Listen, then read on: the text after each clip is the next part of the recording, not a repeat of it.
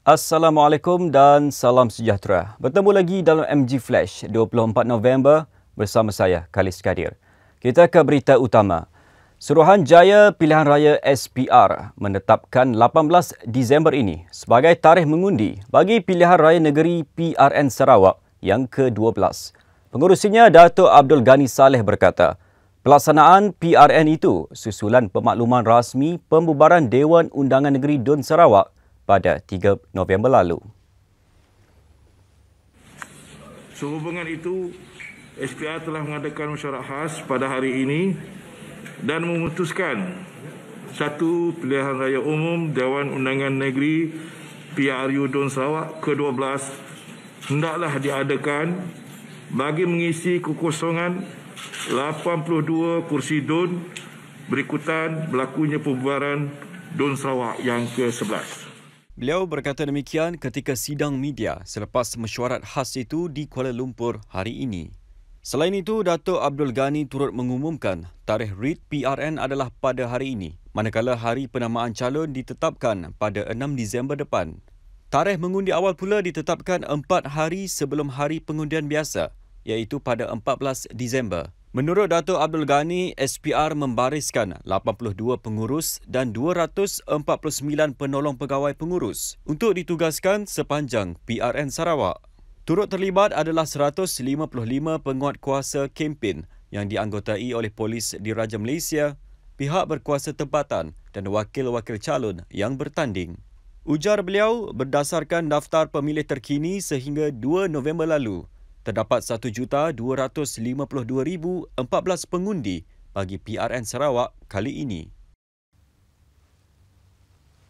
Sementara itu, tarikh Pilihan Raya Umum ke-15 PRU15 terus menjadi perbincangan hangat di sebalik cadangan dari dalam UMNO sendiri yang mahu PRU15 diadakan secepat mungkin. Naib Presidennya, Datuk Seri Mahathir Khalid berpendapat ia tidak perlu dilakukan dengan tergesa-gesa. Menurut Menteri Pembangunan Luar Bandar itu, meskipun momentum Barisan Nasional BN sedang memuncak, terutama selepas memenangi Pilihan Raya Negeri Melaka, kerajaan seharusnya mengutamakan pengurusan pandemik terlebih dahulu. Justru beliau mencadangkan supaya BN mengadakan perbincangan dalaman untuk mendapat pandangan yang terbaik berhubung pelaksanaan PRU 15. Saya ingat kita tak perlu tergesa-gesa lah. Kita ada masa. Kita bincanglah dulu dengan cara yang terbaik untuk mendapatkan pandangan yang tepat. Dan bila kita dah dapat satu pandangan yang tepat dan kita rasakan pada waktu itu perlu untuk mengadakan pilihan raya, kita buat. Jadi saya rasa kita ada waktu untuk kita berbincang. Beliau berkata demikian semasa sidang media selepas perhimpunan bulanan kementeriannya di Putrajaya hari ini. Tambah Datuk Seri Mahathir, kerajaan yang dipimpin Perdana Menteri Datuk Seri Ismail Sabri Yaakob perlu mengutamakan rakyat yang akan keluar mengundi pada PRU 15 nanti. Jelasnya, rakyat mahu melihat kerajaan serius dalam usaha untuk melandaikan kes COVID-19 selain mahu ekonomi negara dipulihkan selepas pandemik. Ujar beliau lagi, waktu yang sesuai untuk diadakan pilihan raya adalah apabila matlamat kerajaan untuk melandaikan kes serta memulihkan ekonomi negara tercapai. Pengurusi Jawatan Kuasa Pendidikan, Penerangan, Warisan dan Budaya Johor, Mazlan Bujang, menafikan 7,301 pelajar di negeri itu berhenti sekolah bagi tempoh antara 2019 hingga 2021. Katanya data Jabatan Pendidikan Negeri Johor JPNJ merekodkan tidak lebih 600 pelajar berhenti sekolah dalam tempoh berkenaan iaitu disebabkan masalah sosial dan keluarga. Menurut Mazlan, jumlah pelajar yang berhenti sekolah selepas wabak COVID-19 menular sejak tahun lalu juga berkurangan kepada 2 angka. Beliau berkata demikian ketika menjawab soalan tambahan Chiu Chong Sin daripada DAP Mengkibul pada sidang Dewan Undangan Negeri Dun Johor hari ini.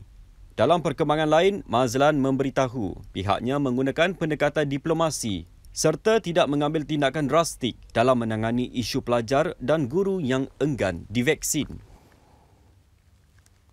Malaysian Football League MFL mengumumkan harga tiket perlawanan akhir Piala Malaysia 2021 di Stadium Nasional Bukit Jalil Selasa depan bermula RM50. Ketua Pegawai Eksekutif MFL, Stuart Ramalingam berkata, MFL menetapkan harga tiket bagi perlawanan akhir Piala Malaysia 2021 adalah sama seperti harga pada 2019. Menurut kenyataan yang dikeluarkan laman Facebook rasmi MFL, senarai harga tiket perlawanan akhir adalah mengikut 4 tier bermula dengan General Admission yang berharga RM50 dan RM70, Premium General Admission RM80 serta Premium Grandstand RM150. Katanya buat masa ini, sejumlah 20,000 tiket tempat duduk terbuka akan dijual mengikut kapasiti penonton yang dibenarkan oleh pihak Majlis Keselamatan Negara MKN. Namun begitu, MFL telah mengemukakan permohonan kepada MKN agar jumlah itu dapat ditambah. Untuk makluman, orang ramai boleh membuat pembelian tiket menerusi pautan www.tickethotline.com.my pada Sabtu 27 November 2021 bermula jam 12.30 hari. Seorang wanita meninggal dunia akibat tersepit selepas kenderaan yang dinaikinya terbabas dan tenggelam di dalam parit dekat Jalan Sungai Puluh, Bandar Bukit Raja, Kelang awal pagi tadi. Pengarah bomba dan penyelamat Selangor Nur Azam Khamis berkata, pihaknya menerima panggilan mengenai kemalangan itu pada jam 2.23 pagi. Setibanya di lokasi, pihak bomba mendapati dua mangsa terperangkap di dalam kenderaan pelbagai guna MPV Nissan Serena itu. Salah seorang mangsa iaitu wanita berusia 35 tahun disahkan meninggal dunia di lokasi kejadian. Bagaimanapun, mangsa kedua yang merupakan lelaki berusia 38 tahun selamat dan tidak mengalami sebarang kecederaan.